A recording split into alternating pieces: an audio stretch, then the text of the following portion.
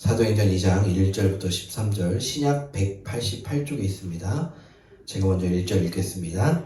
오순절 날이 이미 이르매 그들이 다같이 한 곳에 모였더니 호련히 하늘로부터 급하고 강한 바람 같은 소리가 있어 그들이 앉은 온 집에 가득하며 마치 불의 혀처럼 갈라지는 것들이 그들에게 보여 각 사람 위에 하나씩 임하여 있더니 그들이 다 성령의 충만함을 받고 성령이 말하게 하심을 따라 다른 언어들로 말하기를 시작하니라.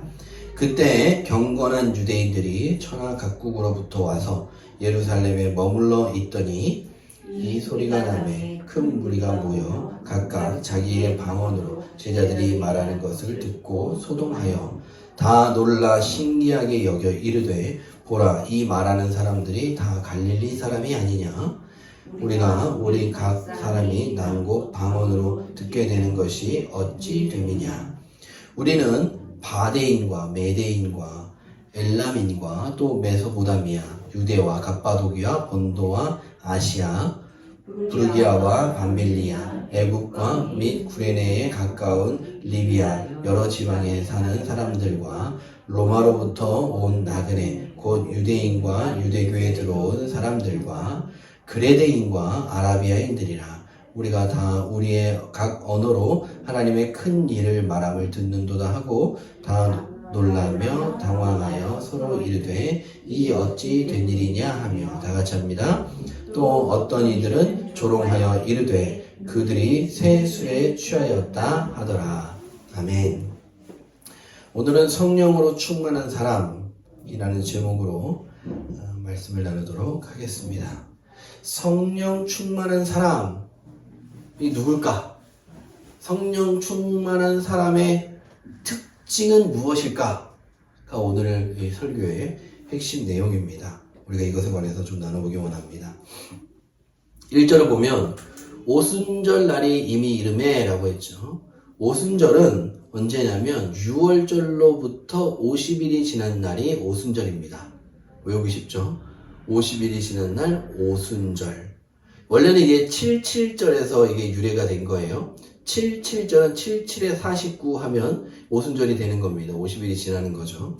그래서 밀수학, 77절은 이제 밀을 수확하는 그것에 대한 감사로서 하나님 앞에 드려지는 절기였고, 이제 신약에서는 이것을 오순절로 지키고 있습니다.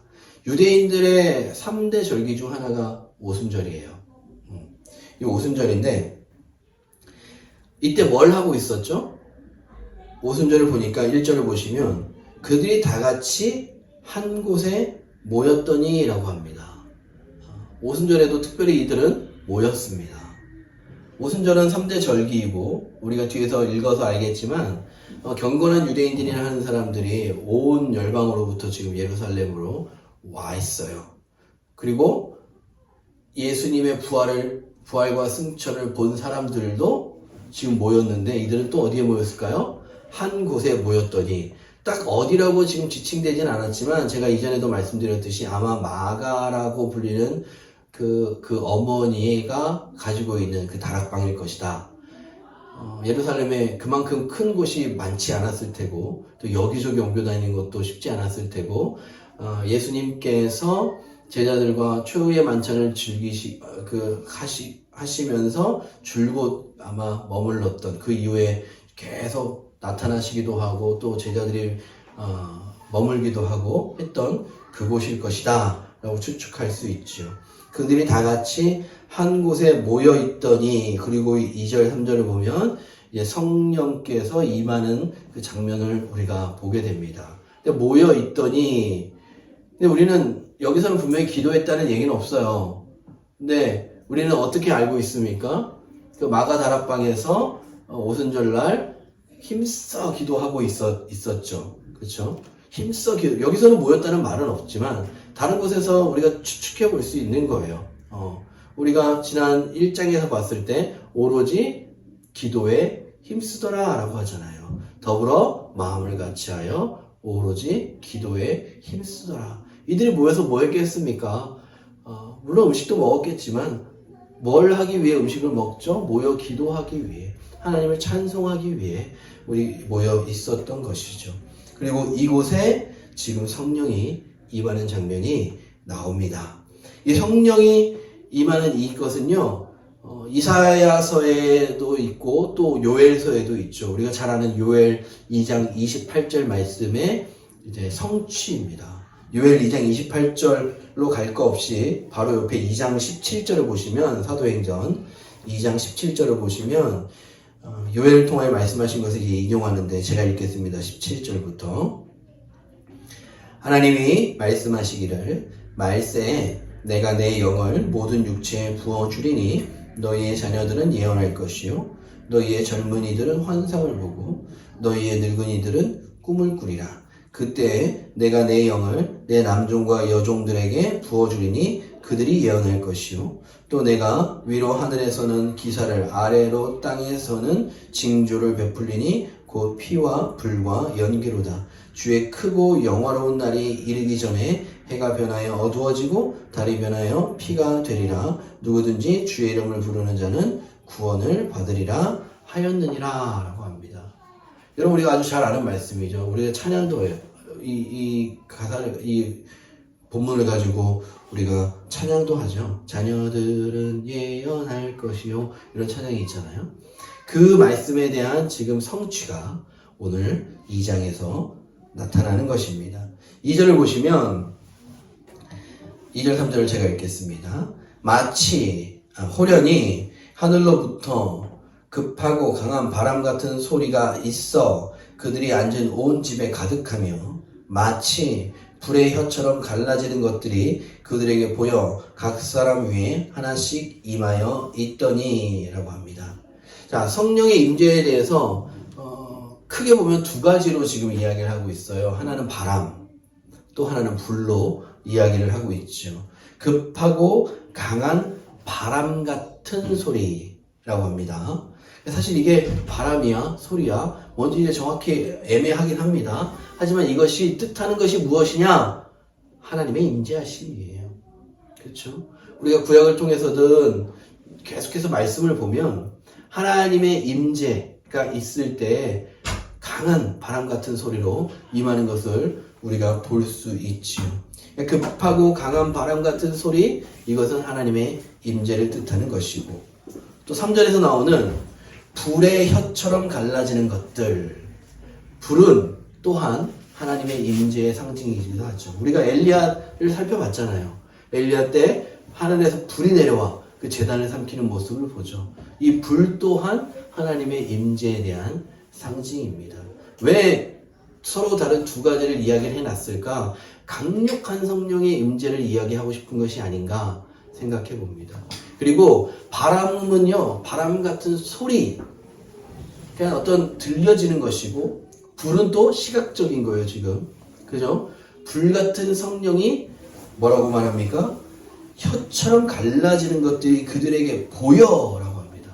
보여. 실제로 그런 것들이 보였다라는 거예요. 이게 환상이냐? 실제냐? 환상 같은 실제죠. 이런 거는. 그죠? 그 하늘로부터, 그러니까 천장이겠죠. 하늘로부터 어쨌든 내려오는 그 불의 혀 같은 것들이 하나로 내려와서 그것이 갈라져서 각 사람 머리 가운데 임하는 것이 그들의 눈에 보였다라는 거예요. 들렸고 보였어요. 원래 하나님의 임재는 영이시기 때문에 이럴 이유가 없어요. 하지만 이것은 분명한 것이다 라는 것을 이야기하기 위해서 소리, 바람 같은 소리, 그리고 불의 혀처럼 임하는 것이 보였다. 그리고 각 사람에게 보였다. 지금 그 이야기를 하고 있습니다. 우리 여기서 한 가지 좀 이야기하고 넘어가고 싶은 건 이거예요. 불의 혀처럼 갈라지는 것들이라고 하죠. 하늘로부터 불이 내려와요. 그리고 그것이 하나하나 갈라져서 각 사람에게 임하는 것입니다. 시각적 표현이지요. 이것은요, 교회에 관해서 무엇을 말씀해 주시는 거냐면 교회의 단일성과 다양성에 관해서 이야기를 하는 거예요. 교회는 무엇으로부터? 우리 하나님으로부터, 삼위 하나님으로부터 시작되는 단일성을 갖고 있고, 근데 그 성령께서 각 사람에게 임하는 그 장면을 통해서 각 사람의 달란트대로, 재능대로 부르심대로 역사하시는 그 하나님에 대해서 이야기를 하고 있는 것입니다. 그래서 교회는 하나이면서 또 동시에 다양한 것입니다. 무엇에 대해서는 하나여야 합니까? 삼위 하나님에 대해서는 하나여야 하는 거예요. 하나님의 뜻에 대해서는 우리는 무조건 순종해요. 우리는 복종이라고 하죠. 복종. 하지만 사람의 의견은 다 달라. 사람의 재능은 다 달라. 가지고 있는 것들이 다 달라요. 그러면 그것은 어떻게? 다양하게 교회 안에서 이 교회를 세워가는 모습으로 다양하게 보여져야 한다는 것입니다. 여러분, 제가 저번에도 말씀드렸지만 섬김에는 귀천이 없어요, 여러분. 그렇죠? 섬김에는 귀천이 없습니다. 그 모세를 향해서 여러 인물들이 왜 너네만 좋은 거 하고 우리는 하찮은 거 시키냐 하면서 반란을 일으켰던 사람들이 있죠. 그들은 섬김에 귀천이 있는 줄 알았던 거예요. 하지만 아니라고요. 모든 것이 다 귀합니다. 예수 그리스도의 몸으로서, 지체로서 머리 대신 예수 그리스도를 섬기는 그 어떤 일도 다 귀하다는 걸 아시고, 그런 건 있을 수 있어요. 예를 들면 화려하게 여기서 막 피아노 치는 거, 아니면 막 찬양하는 거, 나도 좀 잘했으면 좋겠다. 그건 나의 어떤 바람이고 소원이지, 그것이 더 귀한 것은 아니라는 거예요. 그렇죠? 아주 작은 것이라 할지라도 그것이 진정으로 내가 하나님을 섬김으로 나아가면 그것이 귀한 일인 줄 믿으시기 바랍니다. 자, 계속해서 4절을 보겠습니다. 그들이 다 성령의 충만함을 받고 성령이 말하게 하심을 따라 다른 언어들로 말하기를 시작하니라 라고 합니다. 자, 그들이 성령의 충만함을 받고 성령이 말하게 하심을 따라 다른 언어들로 말하기를 시작하니라. 성령의 충만함을 받았어요. 그죠? 성령의 충만함을 받았는데 내 안에 충만하신 성령이 우리를 각 언어로, 각 다른 방언으로 말하게 하셨다. 지금 이것이 오늘 4절의 내용입니다. 이것을 우리가 좀 살펴봐야 할 텐데, 성령 충만이 뭡니까, 여러분? 이것에 대한 견해는요, 완전히 갈려요. 성령 세례에 대한 어떤 해석 때문에 교리가 많이 갈려요. 그러니까 성령이 임하면 우리가 예수님을 나의 주님으로 고백하는 것은 그냥 성령의 내주하심이지, 이거는 성령의 충만함이 아니다. 이제 여기서부터 우리가 믿음으로 잘 쌓아가서 성령의 충만함을 가질 때에는 남들이 하지 못하는 그런 일들을 감당할 수 있다. 이게 이제 성령 세례 쪽에서 오순절 쪽에서 이야기하는 바이고요. 보통 이제 우리 쪽이라 하면 이제 좀 보수 진영을 말하는 거예요. 우리 쪽은 그 성령의 임재와 성령 충만을 같은 걸로 봐요. 성령의 충만함을 우리가 어떻게 지금 오늘 본문에서 이야기를 해야 되는가? 보세요. 오늘 본문에서는요, 이들이 간절했다. 그런 거에 대해서 별로 관심이 없어요. 그렇죠? 이들이 며칠 동안 금식하면서 기도했다. 이런 거에도 별로 관심이 없어요. 오순절 날이 돼서 이들이 또 자연스럽게 그곳에 모였고, 또 그곳에서 우리가 추측하건대 기도를 했습니다. 근데 그곳에 약속하신 성령이 오신 거예요. 우리가 간절히 원했기 때문에 오신 성령이 아니라, 그죠? 누가 약속하신? 예수님께서 보내주시겠다고 약속하신 그 성령이 오신 거예요.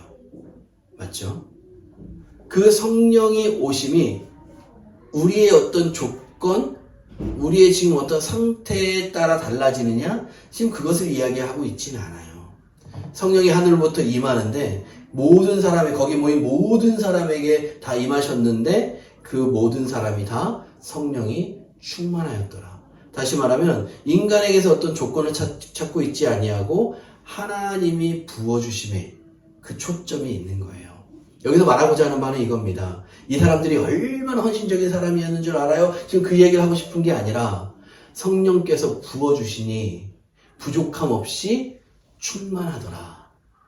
하나님께서 성령을 보내주시니, 예수님께서 성령을 보내주시니 우리에게 전혀 부족함 없이 충만하더라. 우리가 하나님의 일을 감당하기에 부족함이 없도록 성령께서 우리에게 충만히 임하셨더라. 지금 그 이야기를 하는 거예요.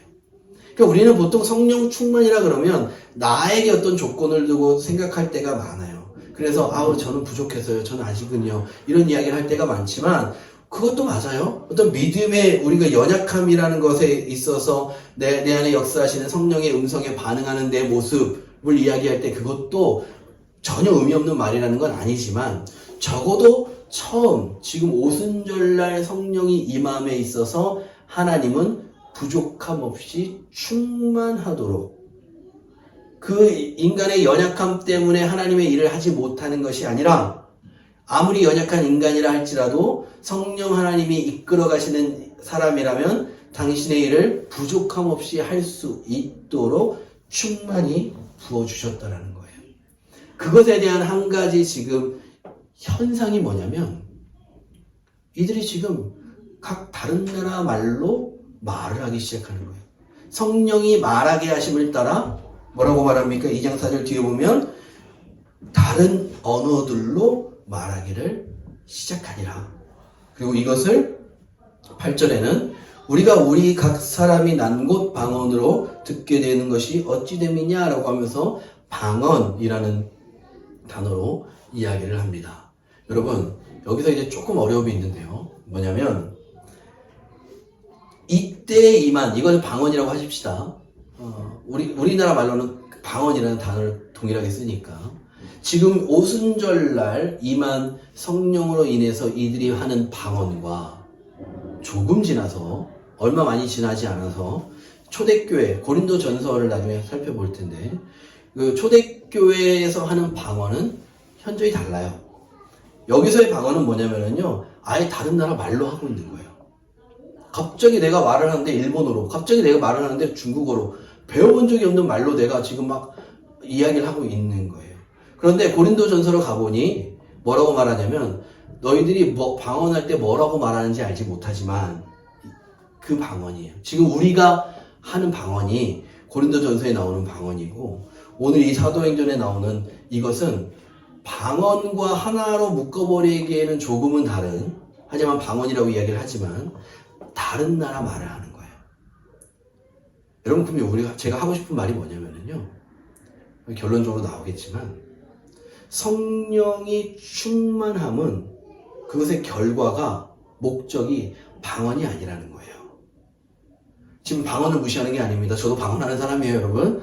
방언에 대해서 저평가하는 게 아니에요. 그냥 그 성령 충만함의 목적과 그 결과 자체가 방언이 아니라 다른 나라 언어를 하게 함은 다른 목적이 있다라는 것입니다. 지금 오늘 우리가 성경에서 살펴봐야 할 내용이 바로 그것입니다.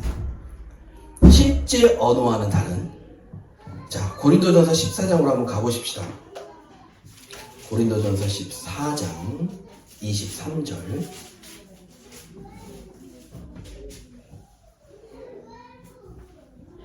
여기 어떤 이야기가 나오냐면요 23절을 읽겠습니다. 신약 280쪽에 있어요. 그러므로 온 교회가 함께 모여 다 방언으로 말하면 알지 못하는 자들이나 믿지 아니하는 자들이 들어와서 너희를 미쳤다 하지 아니하겠느냐. 자, 바울은 지금 이 고린도 교회 이 편지를 쓰는 바울은 뭐 은사 반대주의자 아닙니다. 그렇죠? 이 바울도 방언을 하는 사람이지만 지금 무슨 이야기를 하고 있냐면 온 교회가 다 막 방언으로 만약에 지금 기도를 하고 있어요. 그런데 알지 못하는 자, 이 알지 못하는 자는 믿음이 있지만 방언을 경험해 보지 못한 사람들, 그렇죠? 아니면 이제 뭐 그런 것이 있다고 들어보지도 못하고 누가 하는 걸 본 적도 없는 사람들, 그리고 믿지 않는 사람들. 이 사람들이 지금 온 교회가 다 방언으로 막 기도하고 있으면 이상하다고 미쳤다고 하지 않겠느냐. 지금 이게 오늘 고린도전서 14장의 말씀이에요. 우리가 앞으로 좀만 가보면 2절 가보십시다. 14장 2절 읽겠습니다. 방언을 말하는 자는 사람에게 하지 아니하고 하나님께 하나니 이는 알아듣는 자가 없고 영으로 비밀을 말함이라. 뭡니까? 알아듣는 자가 없고예요. 그렇죠? 우리가 지금 방언 기도를 하지만 사실 제가 제 입술로 무슨 말을 하는지 몰라요. 근데 나의 영이 이걸 통해 기도함이죠. 영으로 비밀을 말함이에요. 여러분 방언 기도 절대 무시하지 마시기 바랍니다. 방언을 여러분 갈망하시기 바랍니다. 저도 방언 기도 좀 하게 해주세요 하나님. 그렇게 좀 갈망할 수 있길 바랍니다. 그러면 입으로는 좀 부끄럽죠. 따따따따따 살라살라살라 뭐 이렇게만 하지만 나의 영이 하나님 앞에 기도하고 있는 거예요. 그런데 알아듣지 못한다는 거죠. 4절로 가보십시다. 4절. 방언을 말하는 자는 자기 덕을 세우고 예언하는 자는 교회의 덕을 세우나니 라고 해요.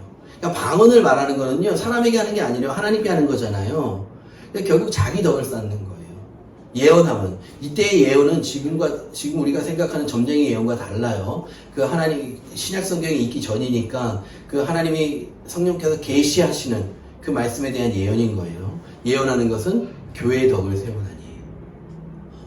방언에 대해서 사도행전 2장에서 성령 강림 때 나타나는 그 방언이라는 것, 이건 아예 다른 나라 말로 이야기를 하는 거거든요. 이것과 조금 얼마 지나지 않았지만 이 초대교회에서 이들이 하는 방언은 다르구나. 결이 많이 다르구나. 그렇죠? 그리고 이것은 사람이 알아듣지 못하고 내가 하나님과만 대화하는 것이며 나의 영의 비밀을 말하는 것이고 또 한 가지를 덧붙이자면 나의 덕을 자기 덕을 세우기 위한 것이 방언이구나. 그런데 우리 모두가 다 방언으로 말하고 있으면 알지 못하는 자들이나 또 누구요? 믿지 않는 자들이 미쳤다 하지 않겠느냐. 지금 그 이야기를 사도 바울이 하고 있는 거예요. 오늘 본문으로 다시 오시면 그래서 사도행전 2장 13절에 이런 반응이 나오는 것입니다. 사도행전 2장 13절에 그 각자 다른 이야기를 하는 걸 듣고 물론 결이 좀 다른 방언이긴 하지만 어떤 이들은 조롱하여 이르되 그들이 세술에 취하였다 하더라. 어떤 사람들은 놀라요. 이게 어떻게 된 일이야? 어떻게 된 일이야? 야 이게 말이 돼? 이러고 있는데 또 어떤 사람들은 조롱하고 있는 거죠. 세술에 취하였다 함이라. 이런 반응이 나타나는 것입니다. 여러분 이 방언 자체는요. 하나님 그 성령의 충만함으로 드러나는 초자연적인 현상인 건 맞아요. 우리가 성령의 역사가 없이는 이 방언을 할 수가 없어요. 근데 이제 어떤 교회들은 방언을 성령을 받은 증거로 무조건 방언이라고 이야기를 하니까 방언을 배워요. 가르쳐요. 오순절 계열에 가면 다 그래요. 그래서 이제 막 방언 받는 날, 방언 기도회 뭐 이런 식으로 해가지고 자 해보세요. 할렐루야 할렐루야 할렐루야 해보세요. 한번 할렐루야 할렐루야 할렐루야 살라살라살라 하다가 이거 방언이라고 이렇게 가는 거예요. 거기에 진짜도 있겠지만 너무 인위적인 것 같아서 저는 고개를 갸우뚱해요. 이 방언 자체가 목적이 아닌데 이것을 목적으로 삼아버리면 그런 일이 벌어질 수 있다는 거예요. 그리고 이것은 내가 노력해서 되는 것이 아니라 성령께서 나에게 주시는 은사, 선물인데 이것을 내가 갈망한다고 하는데 다 받는 게 아니거든요. 하나님이 필요한 사람에게만 주는 것이거든요. 그런 의미에서 볼 때 초자연적인 현상임은 분명하지만 이 자체는 목적이 아니다. 그러면 목적이 무엇이냐? 9절부터 11절까지 제가 읽겠습니다. 사도행전 2장 9절부터 11절. 우리는 바데인과 메데인과 엘람인과 또 메소포타미아, 유대와 갑바도기아, 본도, 아시아, 부르기아와 밤빌리아, 애국과 및 구레네에 가까운 리비아 여러 지방에 사는 사람들과 로마로부터 온 나그네 곧 유대인과 유대에 들어온 사람들과 그레데인과 아라비아인들이라 라고 하죠. 이게 무슨 말을 하냐면 온 열방에 퍼져 있는 그 디아스포라라는 거예요. 온 열방에 퍼져 있는 디아스포라고. 또 특별히 10절 뒤쪽에 보면 유대교에 들어온 사람들과 라고 하죠. 이 사람들은 언제 어떻게 들어왔는지 모르지만 여러분 에스더를 기억하시죠? 에스더 불임절 사건으로 인해서 유대인이 되는 사람도 많았다라고 하는 그 말씀을 기억하시죠? 그런 것처럼 이제 유대인들처럼 동일하게 할례를 행하고 율법을 지키면서 살겠노라고 고백하면서 나는 유대인이 되겠습니다 하는 사람들이 있었어요. 그리고 또 11절 보시면 그레데인, 이거 섬입니다. 그리고 아라비아. 여러분 사우디아라비아가 있는 그곳이 지금 아라비아잖아요. 지금 여기서 말하는 대부분의 지역들은 이슬람 지역들이 현재는. 하지만 이때까지만 해도 디아스포라 그리고 퍼져 있는 이들이 예수 그리스도를 전하고 현지에서도 예수 그리스도를 믿는 자들이 예수 그리스도는 아니죠. 하나님의 그 말씀을 믿는 자들이 참 많았던 그때입니다. 11절 뒤에 우리가 다 우리의 각 언어로 하나님의 큰 일을 말함을 듣는도다 하고 목적이 무엇이냐면요. 하나님의 큰 일을 말하는 거예요.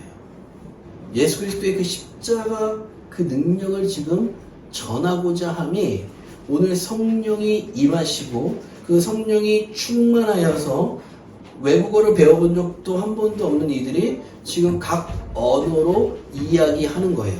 그것의 목적이 뭐라고요? 하나님의 큰 일을 전하기 위함이에요. 물론 지금 디아스포라들 여기 다시 모여있는 이 경건한 유대인이라고 하는 사람, 경건한 유대인들은 어떤 사람이냐면요, 흩어져 있지만 여전히 유대교, 그래서 1년에 3번 중 한 번은 예루살렘을 찾는 사람, 그죠? 3대 절기 중 한 번은 예루살렘을 찾는 사람, 그리고 여전히 그 유대 문화 가운데 살아가는, 그것을 지키는 사람들이에요.